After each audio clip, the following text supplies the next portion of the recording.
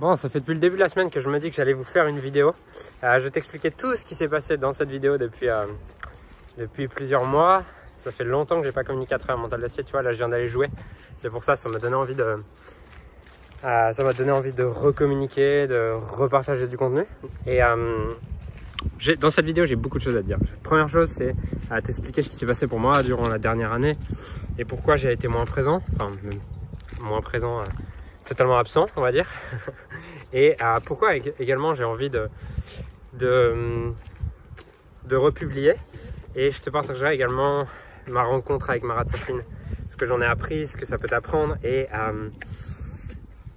ce qu'il m'a partagé par rapport au mental dans le tennis. Alors tu vois, ça fait, je sais pas exactement combien de temps, ça fait 1 an et demi. Il s'est passé beaucoup de choses pour moi, c'est pour ça que j'ai été absent. On a créé plusieurs entreprises. On a créé des entreprises dans différents domaines, dans l'immobilier, dans le conseil, dans le marketing. Et du coup, j'ai eu beaucoup de choses à gérer. Et Mental d'Acier n'était plus ma priorité pendant ce temps-là. Et voilà. Donc, pourquoi est-ce que j'ai envie de refaire une vidéo? Parce que je continue à recevoir des mails. Et mon directeur opérationnel sur les autres entreprises la semaine dernière me dit « Mais Julien, c'est quoi ces programmes qu'on vend là voilà, qu'est-ce que c'est ?» Et je lui dis mais ça c'est Mental d'Acier, ça c'est ce qu'on vend encore sur Mental d'Acier. Donc ce qui se passe, c'est que vous continuez à suivre nos programmes. Je vois que mes contenus, même si j'en publie plus, continuent à aider des gens qui nous découvrent sur Google et tout ça.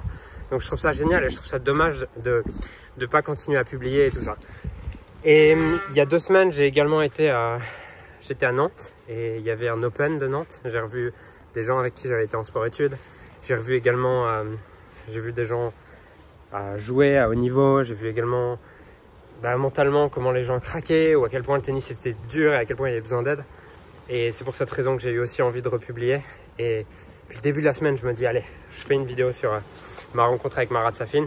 Et là, le fait là, je suis en Corse, tu vois, le cadre est assez sublime. Bon là, il fait pas très beau aujourd'hui, mais voilà. Je suis en Corse pendant 4 jours et on a été jouer au tennis. Je me suis dit c'est le moment pour faire la vidéo. Voilà, donc là je sors de 45 minutes du tennis.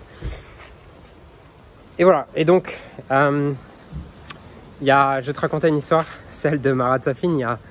Il y a 8 mois, en mai, c'était en mai, je pars à Bali et tout pour mon autre entreprise et on part à Bali et je monte dans l'avion, tout ça, et on fait le Paris-Dubaï, nickel. Et derrière Dubaï-Bali, je monte dans l'avion et je vois le mec devant moi, je le vois se mettre debout et je me dis putain, il me dit quelque chose ce gars-là. Et je dis ça doit être un acteur ou un truc comme ça. Et en fait, c'était pas un acteur, puisque derrière, je vais aux toilettes et là, je reviens. Et là, je me dis putain, mais je crois que c'est Marat Safin en fait. Et du coup, je me dis je sais pas, je suis pas sûr, on sait jamais et tout, je suis pas sûr que ça soit lui, je vais pas l'embêter.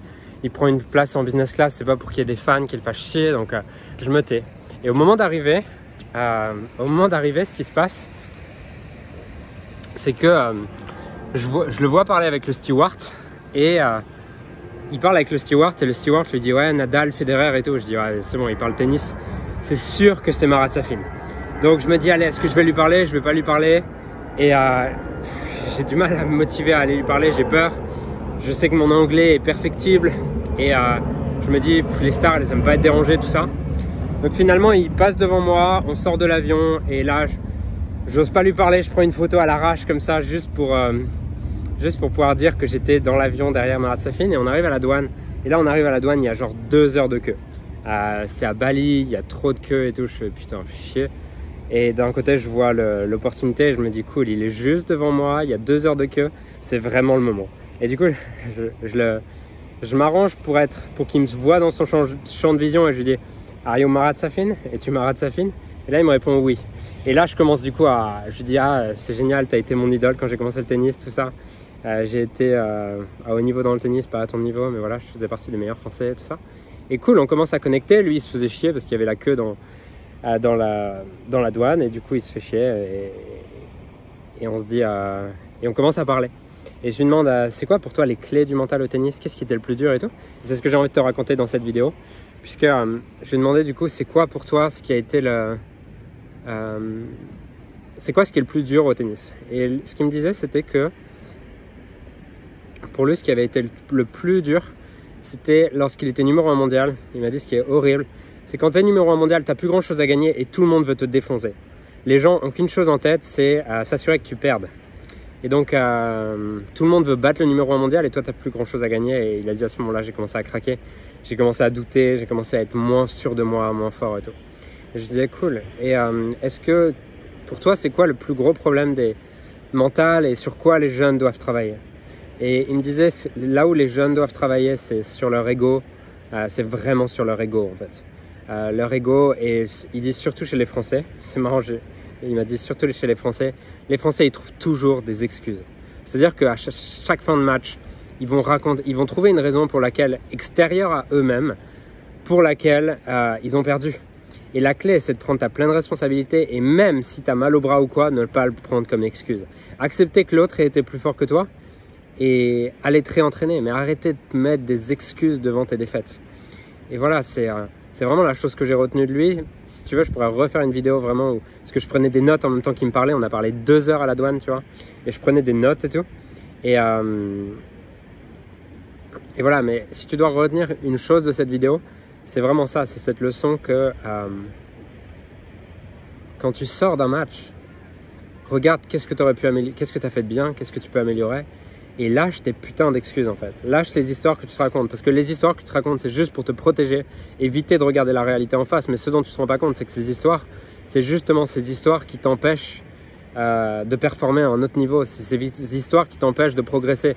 C'est ces histoires qui te maintiennent là où tu en es. Si tu veux progresser, tu dois accepter de regarder la douleur là où elle est, accepter de regarder que tu n'as peut-être pas fait le meilleur match de ta vie, mais en prendre la pleine responsabilité. Et c'est ce que je fais dans tous mes programmes. C'est ce que j'aide mes clients à faire dans tous mes programmes. Donc voilà, c'est vraiment la leçon de cette vidéo. Est-ce que je voulais te partager donc?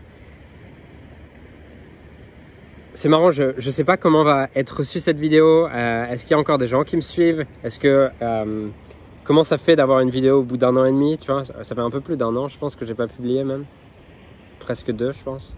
Et du coup, de voir comment vous allez recevoir ça. Et en tout cas, j'ai vraiment envie de recréer du contenu dans les semaines et dans les mois qui arrivent, puisque là, je commence à avoir un peu plus de temps avec mes différentes entreprises. J'ai des équipes qui gèrent les choses et tout, donc c'est super cool.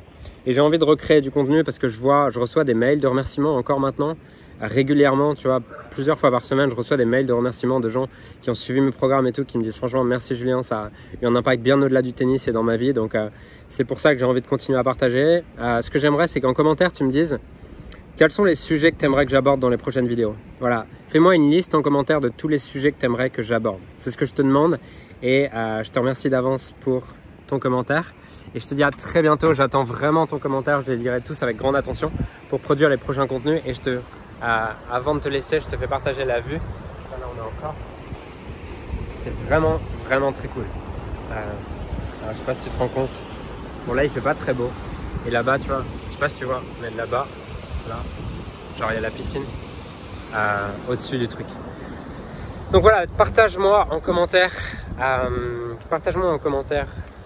les questions que tu aimerais que j'aborde et partage cette vidéo à un ami si tu penses qu'elle peut l'aider vis-à-vis de ce que m'a transmis Marat Safin. Je te souhaite une magnifique journée et je te dis à très vite. Salut!